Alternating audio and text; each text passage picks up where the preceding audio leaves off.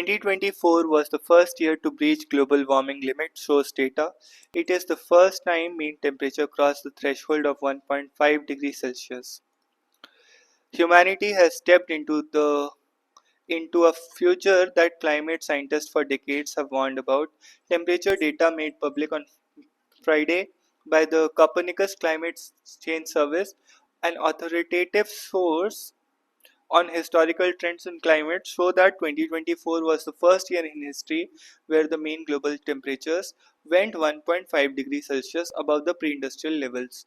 Annual Climate Change Conference, or the Conference of Parties convened by the United Nations, are about getting world leaders to agree on measures to curb emissions to keep the temperatures from going above 2 degrees Celsius above the temperature in the 1850 to 1900 pre-industrial period, as far as possible keeping it below 1.5 degrees Celsius.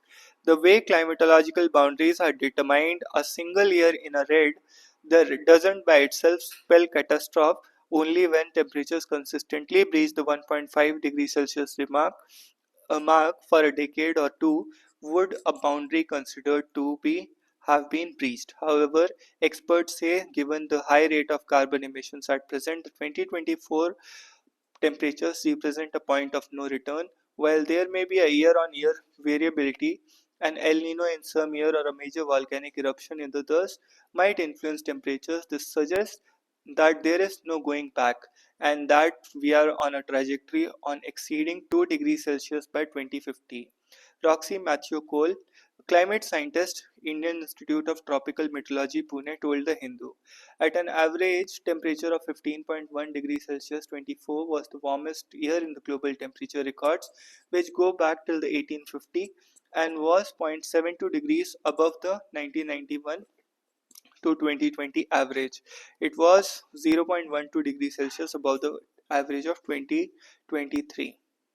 Among the reasons for record-breaking temperatures in 2024 was the El Nino, which is warming of the central equatorial Pacific that began in June 2023 with effects lasting well into 2024.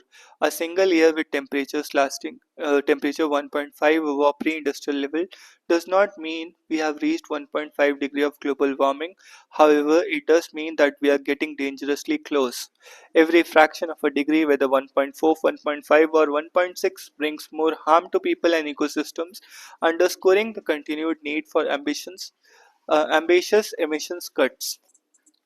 Other experts refers to the latest failed talks at Baku, Azerbaijan, where countries couldn't bring themselves to agree on a financial package that would realistically account for uh, the cost of mitigating runaway carbon emissions. This year-on-year increase in average global temperature has serious implications for developing economies reeling under frequent climate disasters. This, coupled with failure of COP29 to deliver on meaningful finance, only implies that developing economies have to allocate more funds to deal with climate impact and disaster in the future. Mitigation ambition of the developing world would be hit hard unless fast and meaningful action happens on the carbon markets front.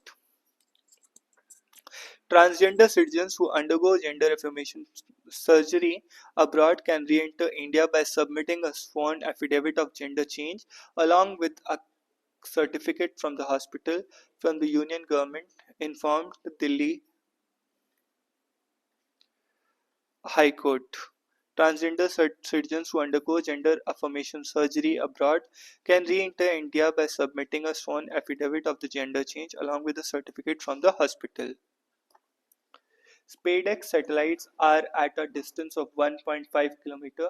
The two SpaceX satellites that are part of the docking experiment are now at a distance of 1.5 km from each other. The ISRO said on Friday spacecrafts are at a distance of 1.5 km on hold mode. Further drift to 500 meters is planned by achieving tomorrow morning. The ISRO posted on X. This announcement came a day after the space agency shared that drift between satellites that had caused the postponement of docking experiment for the second time had been arrested and they were put in a slow course to move closer to each other. Delhi's per capita income third highest after Goa and Sikkim. Delhi's per capita income in 2023-24 at 4,61,000 was the third highest after Goa and Sikkim according to the latest statistical handbook. As per the data, per capita of the city was more than double the national per capita average of 1,84,000. The handbook also noted a 7% yearly growth in the per capita income of the city. Bharat Biotech co-founder awarded INSA Fellowship. Krishna Ella, co-founder and executive chairman of Bharat Biotech, conferred with the Indian India Fellowship of Indian National Science Academy for 2025. First time INSA has awarded fellowships to representatives from the industry. Notable scientists who were conferred INSA fellowship include Anil Kakodkar, former chairman of Atomic Energy Commission; V.K. Saraswat, former Director General DRDO; S. Somnath, ISRO chairman; and S. Gopalakrishnan, co-founder Infosys; and Samir V. Kamath, secretary DRDO. Center calls for comprehensive approach to address impact of climate change on agriculture. Challenges posed by climate change on agriculture sector was one of the key themes discussed at Hindu Business Line Agri and Commodity Summit. At the inaugural summit, Union Agriculture Secretary Devesh Chaturvedi said the center had adopted a two-pronged approach, adaptation and mitigation, to address these challenges. Ashish Kumar Bhutani, Secretary Union Ministry, said primary agricultural cooperative societies can play a vital role in building climate change resilience in rural India. PACS can build a vital role in building climate change resilience in India. Mr. Chaturvedi said adaptation strategies include creating drought and flood resistant crop varieties, implementing water management techniques, efficient water management techniques, and providing a cushion through crop insurance in the event of extreme natural calamities. He added the mitigation efforts include promoting natural farming to reduce chemical input use and improve soil health. The government also aims to use carbon market incentives to encourage farmers to adopt climate smart practices. This comprehensive approach seeks to ensure food security and farmer livelihoods in the face of changing climate. Mr. Bhutani said climate change was impacting everyone and collective action should be taken. The crop insurance scheme covers 40% of the farmers. We need to get every single farmer covered under the scheme. He said adding that his ministry was in the process of making 2 lakh multi-purpose PACS so that the traditional role of PACS could be expanded beyond credit and input supply. We are also planning to set up 70,000 grain storage points across the country. 70,000 grain storage points across the country, with PACS potentially playing a key role beside addressing the critical issue of grain storage in rural areas. And this initiative would reduce transportation costs and act as procurement centers. National Bank for Agriculture and Rural Development Chairman Shaji KV said accelerating green lending across sectors providing access to data, internal green transformation and resource mobilization to fund climate resilient activities were the four pillars necessary to address climate change posed by climate change. Accelerating green lending across sector providing access to data, internal green transformation and resource mobilization to fund climate resilient activities. The summit saw sessions on irregular monsoon sessions, climate change and new seeds, digitization, bioenergy, and price risk management. There was also interaction with the drone Didis and solar Didis. The Hindu Business Line and Agri and Commodity Summit is presented by NABARD and co-founded by Federation of Seed Industry of India in association with Yara. Rupee sinks 18 paise to at a record low of 86.04 per dollar. Surging crude oil prices, negative sentiment in domestic equity markets blamed for the fall. Dollar strengthens on higher demand amid anticipation of trade curbs after US presidency change. The rupee declined to 18 paise to breach the 86 mark against the US dollar for the first time on Friday, as it failed to resist pressures from a strong American currency and huge outflow of foreign funds. The local unit settled at 86.04 against the US currency. Surging crude oil prices overseas and negative sentiment in domestic equity market also weighed on the Indian currency, forex traders said. Also, dollar strengthened on increased demand amid the anticipation of restrictive trade measures by the new US administration after the Donald Trump takes over presidency on January 20. At the interbank foreign exchange, the rupee opened at 85.88, hit an intraday peak of 85.85 before breaching the 86 mark to settle at the lowest ever level of 86.04.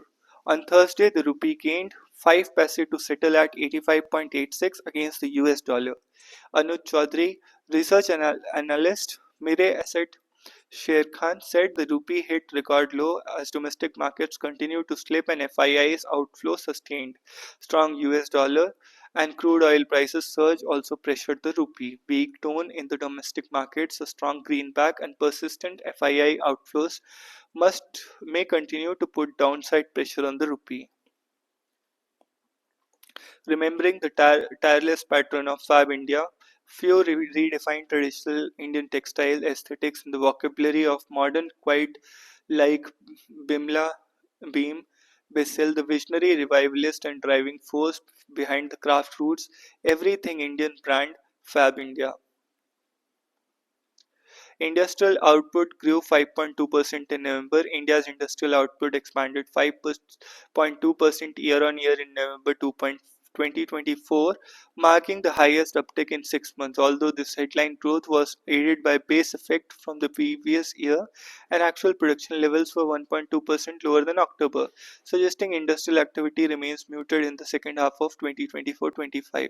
While mining and electricity generation picked up pace in November to rise 1.9% and 4.4% respectively. Manufacturing led the way with 5.8% growth, the highest since April April 2024 on the basis of end use.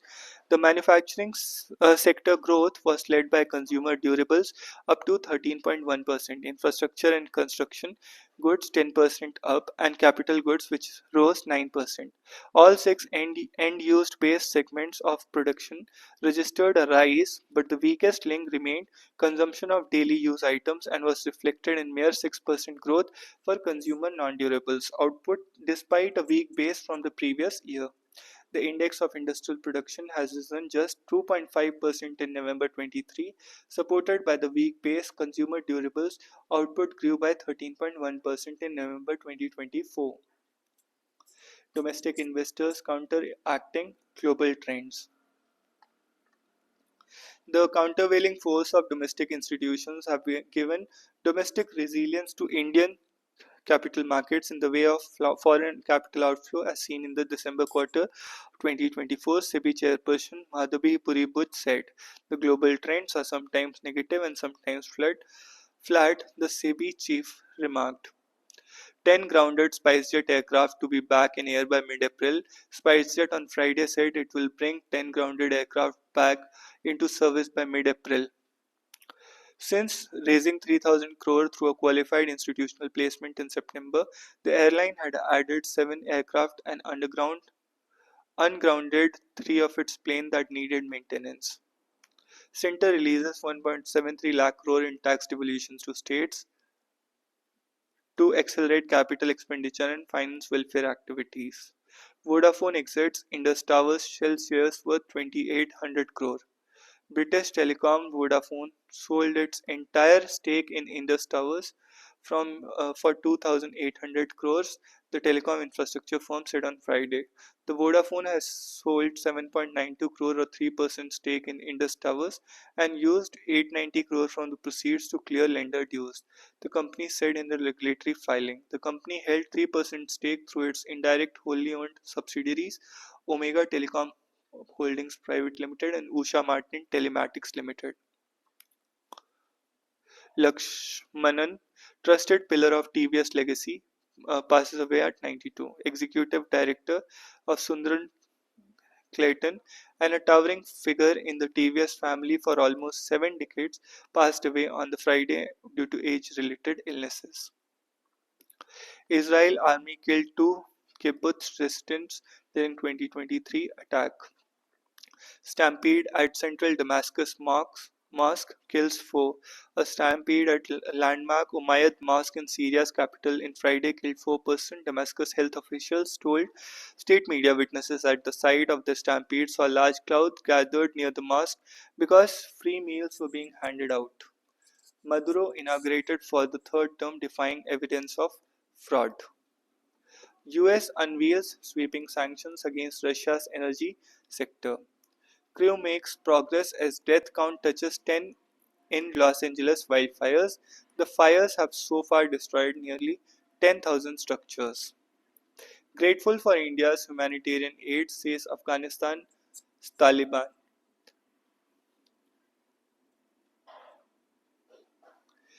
The present-day Afghanistan does not pose a threat to any nation, the Taliban administration said on Thursday in a statement issued a day after Indian Foreign Secretary Vikram Misri met with Foreign Minister of Taliban-ruled Afghanistan.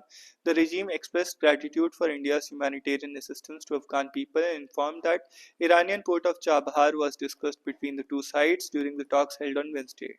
India has not recognized the Taliban regime in Kabul, where the outfit took charge in August 2021. Taliban also informed that the discussion between Foreign Minister Maulavi Amir Khan Muttaqi and Mr. Misri was attended by its deputy ministers of commerce and transport. Mr. Muttaqi expressed hope for liberalizing the visa regime between Afghanistan and India. In response to the request from Afghan side, India will provide further material support in first instance to the health sector and for the rehabilitation of refugees. The two sides also discussed strengthening of sports cooperation. It was also agreed to promote the use of Chabhar for supporting trade and commercial activities, including for the purpose of humanitarian assistance for Afghanistan. Significantly, the meeting between Mr. Misri and Mr. Mutaki came days after India unequivocally condemned the bombing of Afghan territories on December 2025 by Pakistan. Ukraine gets EU loan derived from Russian assets. The European Union on Friday paid out to Ukraine the first $3 billion of a loan backed by the interest earned on frozen Russian assets. The funds are part of EU's portion of $50 billion loans by G7 powers to help prop up its economy and war effort almost 3 years into Russia's all-out invasion. Today we deliver the euro $3 billion to Ukraine, the first payment of EU part of G7 loan. European Commission President Ursula von der Leyen wrote on X, giving Ukraine the financial power to continue fighting for its freedom and prevail. The money comes at a crucial juncture for Ukraine as Donald Trump gears up to take office in the US after having cast doubt on the future of Washington support.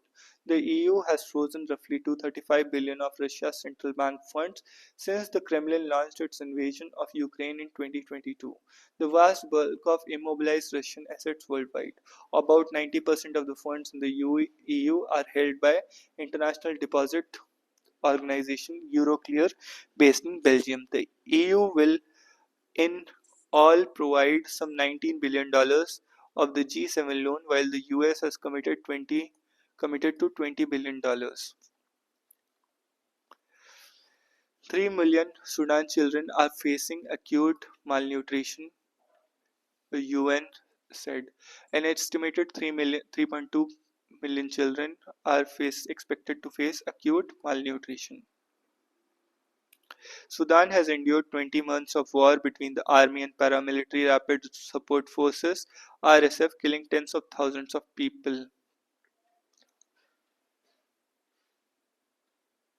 uprooting 12 million in the world's largest displacement crisis. Curbing hate speech is not censorship, says UN Rights Chief. The UN Rights Chief insisted on Friday that regulating hate speech and harmful content online is not censorship, days after media scrapped its fact checking program on Facebook and Instagram, citing censorship concerns. Allowing hate speech and harmful content online has real world consequences, and regulating such content is not censorship. Volker Turk said on X, "My office calls for accountability and governance in digital space." Meta chief executive Mark Zuckerberg announced on Tuesday the group would get rid of fact checkers and replace them with community based posts, starting in the US, complaining the program had made too many mistakes and too much censorship. Malala Yousafzai to visit native Pakistan for Girls Summit. South Korea's presidential security chief Quest post. South Korea's acting leader on Friday accepted the resignation of the chief of presidential security service Park Jong-joon as he faced police questioning over how his forces blocked efforts of law enforcement officials.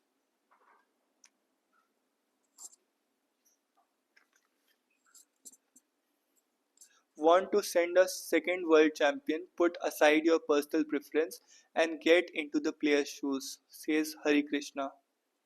The Indian Grandmaster, once ranked as high as world number 10, has played a significant role in D. Gukesh and Zhu Wengjun's rise to the top of the chess world. In his interview, he offers insight into the life of Second and also talks about how he felt uh, to finally win gold at the Olympiad. There's a common factor between men's and women's reigning world chess champions. P. Hari Krishna worked as a second to both D. Gukesh and Zhu Wengjun.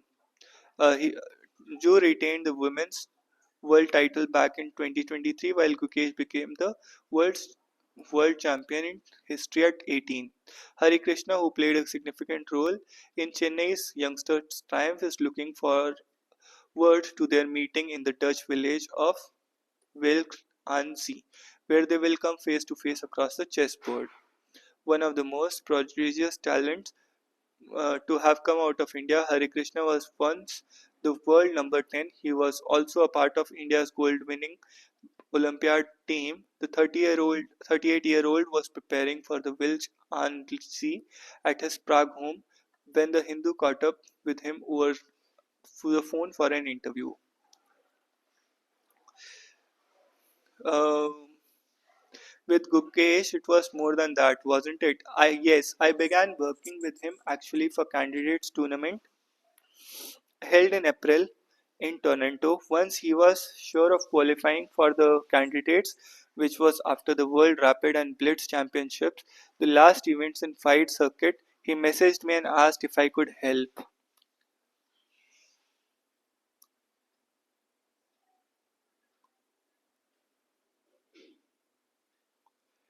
Next is how important was the Olympiad gold for you as a player? You have been playing the Olympiads for a long, long time. Yes, my first Olympiad was in 2000 when Jay was 14, and I played all the Olympiads after that except the one in 2014. Two times we finished four when I was a member. Once in Baku in 2016, and second time was in Chennai in 2022. Thankfully, the B team won the bronze in Chennai, but the A team, which I was part of, finished fourth.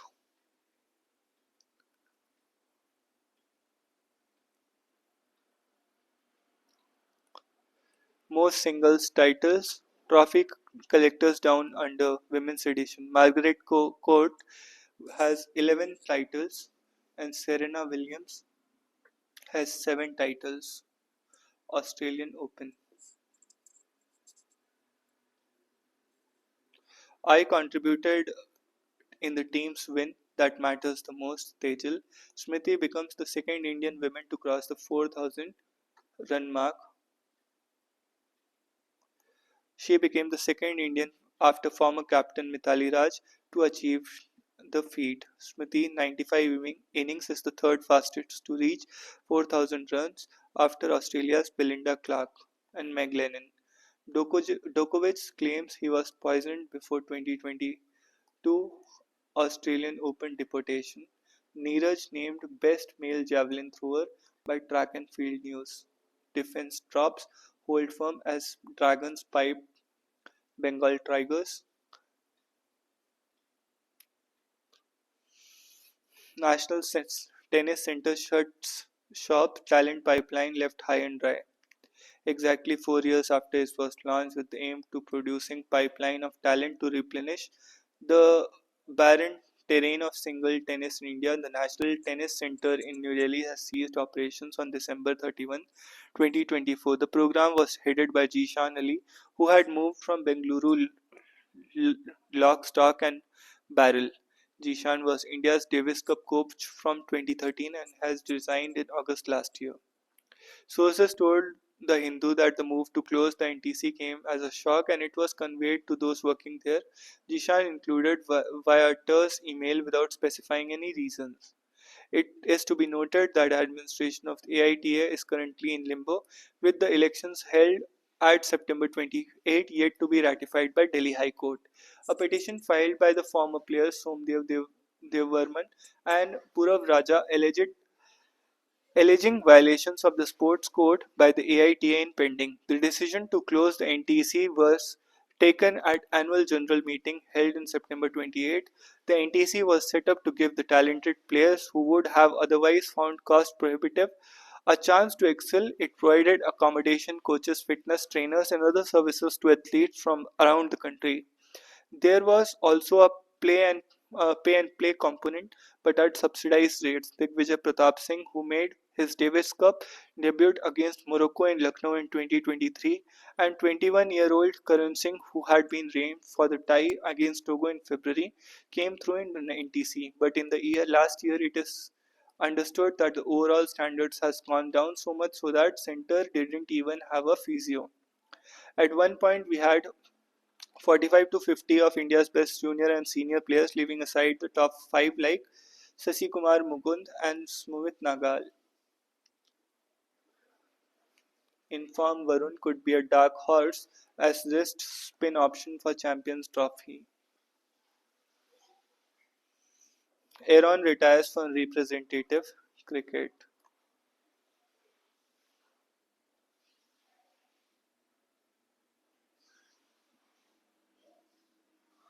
A different venue but same old rivalry, Mohan Bagan's supergiant will look to assert its dominance over the arch-rival East Bengal in the Indian Super League when they face each other on Saturday in a match which has been shifted here owing to the inadequate security arrangements in Kolkata.